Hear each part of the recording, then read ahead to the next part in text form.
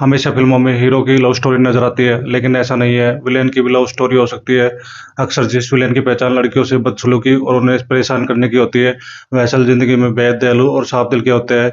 इनमें से एक थे अमरीश पुरी, जिनकी आवाज़ तक से महिलाओं की नींद उड़ जाती थी, लेकिन वह पहली नज़र में अपनी होने वाली पत्नी को दिल दे बैठे थे। वह पहली मुलाकात ज़िंदगी भर का साथ बन जाएगी, दोनों ने कभी सोचा भी नहीं था। बॉलीवुड में मोगेम्बो के नाम से मशहूर दिग्गज अभिनेता अमरीश पुरी बेशक सिल्वर स्क्रीन पर हमेशा विलेन के तौर पर नज़र आए हो, मगर असल ज़िंदगी में वह बहुत ही साधारण और सज्जन व्यक्ति थे। यह बात इससे पता चल जाती है कि अमरीश पुरी फ़िल्मों में शराब के नशे में धुत नज़र आते थे, वहीं उन्हें महिलाओं से छिड़खानी करते हुए दिखाया जाता था। वहीं असल जीवन में वह अपने निभाए किरदारों के विपरीत थे और वो केवल अपनी पत्नी से ही प्रेम करते थे।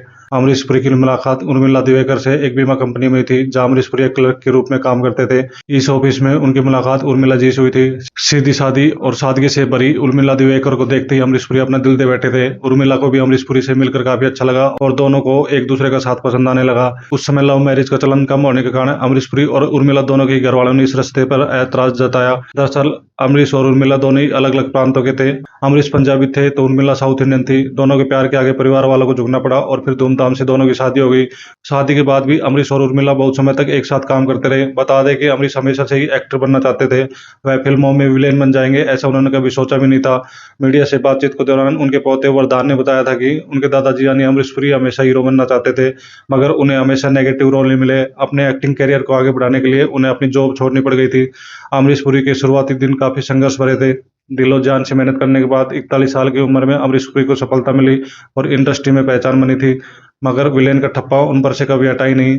हालांकि उन्हें इससे परेशानी नहीं थी। उन्होंने लगभग 500 से अधिक हिंदी फिल्मों में अभिनय किया। बता दें कि ब्रेन हैमरेज के चलते 12 जनवरी 2005 को 72 वर्ष की आयु में अमरीश पुरी का निधन हो गया था।